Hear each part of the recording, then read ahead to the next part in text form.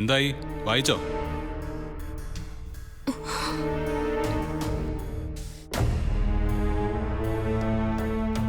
നിന്നോടാ ചോദിച്ചത്, വായിച്ചോന്ന്. വായിച്ചു. എന്നിട്ട് രാഹുലിനെ കൊണ്ടുപോയി കാണിച്ചു കാണുമല്ലോ. അവനെന്ത് പറഞ്ഞു? എടീ, ഇതുപോലുള്ള പ്രശ്നങ്ങൾ ഒഴിവാക്കാൻ വേണ്ടിയാ ജോയിന്റ് ആയിട്ട് നീങ്ങാമെന്ന് ഞാൻ പറഞ്ഞത്. അപ്പം നിനക്കത് വയ്യ. നീ അനുഭവിച്ചോ. ഉഗ്രം വക്കീലിനെ ഞാൻ വെച്ചിരിക്കുന്നത്. കോടതി മുറിയിൽ നിന്റെ തൊലി അയാൾ ഊരും. അതൊന്നും വേണ്ട ഏട്ടാ. അങ്ങനെ മര്യാദയ്ക്ക് വാ. ഇനിയും സമയം വൈകിട്ടില്ല. ജോയിന്റ് പെറ്റീഷൻ ഇപ്പോഴും എൻ്റെ വക്കീൽ തയ്യാറാക്കി വെച്ചിട്ടുണ്ട്. അവിടം വരെ ഒന്ന് വന്നാൽ മാത്രം മതി. ഒരു 5 മിനിറ്റിന്റെ കാര്യമുള്ളൂ. അതല്ല ഞാൻ ഉദ്ദേശിച്ചത്. നമുക്ക് പിരിയാതിരുന്നൂടെ? സാധ്യമല്ല. എനിക്ക് നിന്നെ ഇഷ്ടമല്ലെന്ന് ഞാൻ പറഞ്ഞില്ലേ. പിന്നെ എന്തിനാ അത് തന്നെ ചോദിക്കുന്നത്?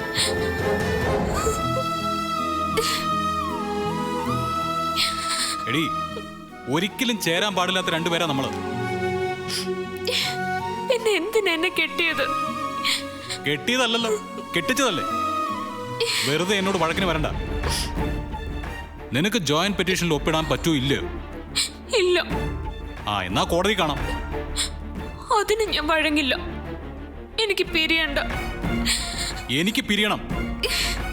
അതിനാ കേസ് കൊടുക്കാൻ പോകുന്നത്. വെറുതെ ഒരു തർക്കം ഒഴിവാക്കാലോ എന്ന് കരുതിയാ ജോയിന്റ് ആപ്ലിക്കേഷന്റെ കാര്യം പറഞ്ഞത്.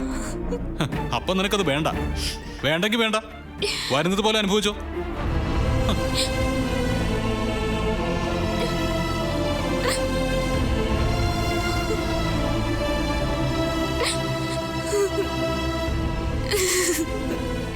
ഞാൻ ഏട്ടന്റെ കാല് പിടിക്കാം.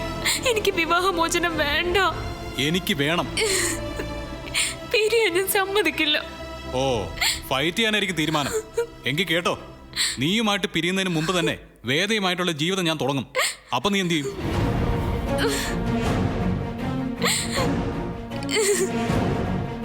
നിയമപരമായിട്ട് എന്നെ നിനക്കൊരു ചുക്കും ചെയ്യാൻ പറ്റില്ല. അവരും ഇവരും പറയുന്നത് കേൾക്കാൻ നിൽക്കാതെ സ്വസ്ഥമായിട്ടൊന്ന് ആലോചിക്ക്.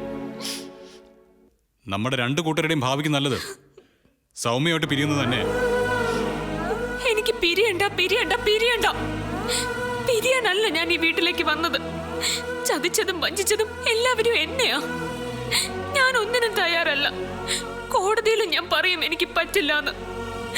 ബാക്കിയൊക്കെ കോടതി തീരുമാനിക്കട്ടെ. തീരുമാനിക്കട്ടെ. അങ്ങനെയെങ്കിൽ അങ്ങനെ.